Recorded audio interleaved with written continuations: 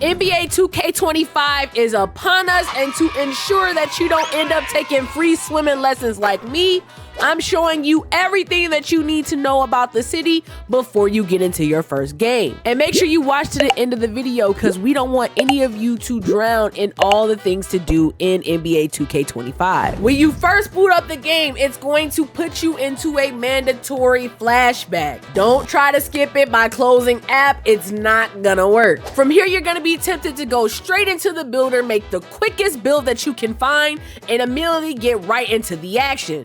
Don't. This builder compared to last year's is so complicated, and with cap breakers and max +1 badge perks to think about, you're gonna need at least 1 to 2 hours to figure out a build that's going to be optimized for online play. Or you can use one of the Pro Toon builds based on your playstyle, which will come with a unique name that is unattainable through the builder. Either way, take your time creating a build because you're not getting your first set of cap breakers until starter 3.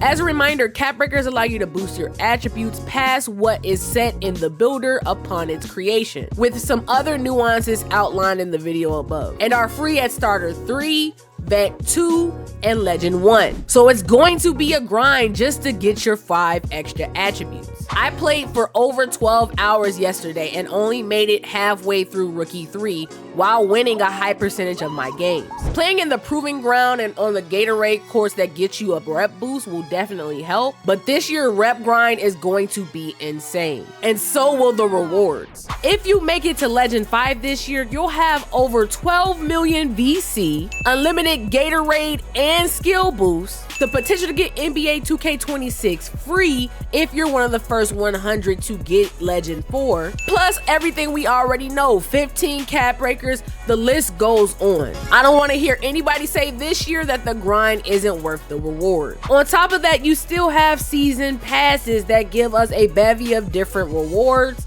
to grind for through the season, and it seems as if they've upped their game. My favorite so far is the wrestling suit that you get at level 36, plus the Jolly Green giant mascot that you get that looks like an action figure. They've upped their game a bit. Season passes work the same as they did last year. You have the free pass that come with My Team and My Career rewards. The Premium Pro Pass gives you the extra 40 rewards on top of that, with Hoff giving you a season XP boost and 15 level skips. Season passes are optional, so at the start of the season, if you see anything in the premium rewards that you want, make the decision that's best for you. Because there's a multitude of ways you can play in the city this year at varying starting points in your 2K journey. So for my newbies out there who are starting NBA 2K for their first time, here's a guide to set you up for success for your first online game. Start off by hitting the Gatorade Training facility on the beach. It's this orange section located at the bottom of the map. Here is where you earn extra stamina and body types from completing a series of workouts. They reset weekly and are essential to getting the Workout Warrior badge, which unlocks all body types and max stamina for your remaining builds. And if you get 3 or more stars on every single workout for the week, you'll earn an extra Gatorade boost during the game.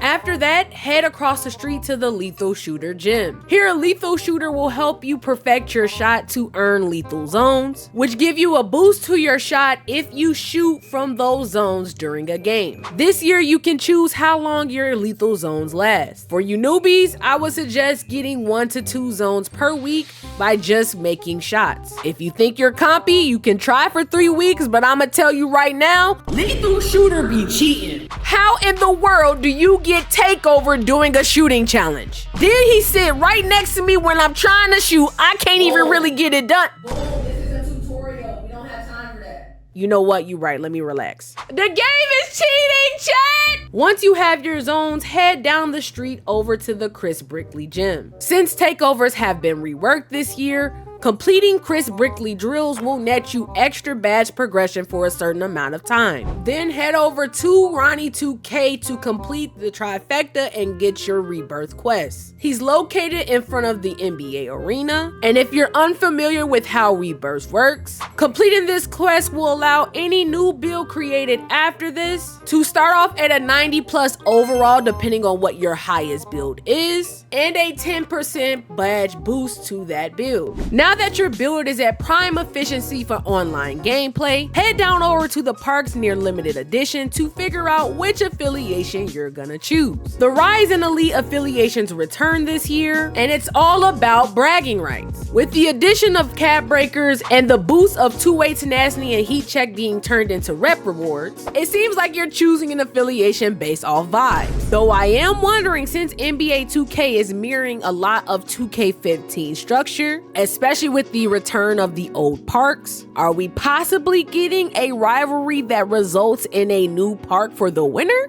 I don't know. But if you do, you heard it here first. There are no special requirements to get into one affiliation, so go check out each park, see which one you like best, and choose that affiliation. This is the perfect time to check your shooting settings to confirm that you have everything customized to your liking. Go to your animations and scroll over to customize HUD. This is where you can customize your shot meter, turn it on and off, and update the type of shot feedback you receive.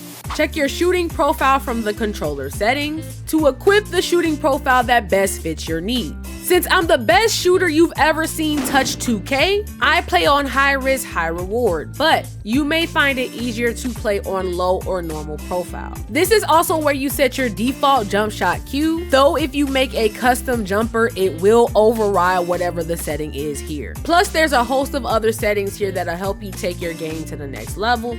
If you want to know what my settings are, let me know in the comments below. Now it's time for you to hop on the Got Next spot and start your first game. The only question is, where do you begin? Do you start in the park, proving ground, stage? What's gonna be best for you? Truth be told, only you can answer that question. But here's a few tips to help you along the way. If you're a newer player, I would start off with 3v3 no squads in the theater. Then work your way over to the casual court in the park to get your feet wet. Once you graduate from there, you should be able to take on any game mode in NBA 2K25. Go at your own pace. Just know if you find yourself going into a competitive game mode like the Proving Ground, Stage, or Pro-Am, the competition will be stiff and the game is much harder. So don't play yourself.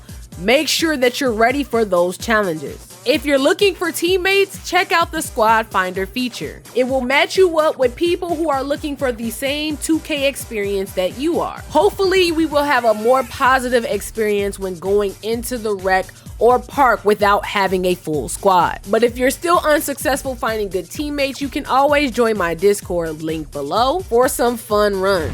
Let's work together to make NBA 2K25 one of the most fun 2K experience we've ever had. Now that you know everything there is to do in the city. But if you need a guard to do that, click the video on the screen where I will show you the best scoring guard I made in NBA 2K25 early. On that note, I'll see y'all in that one. Good night.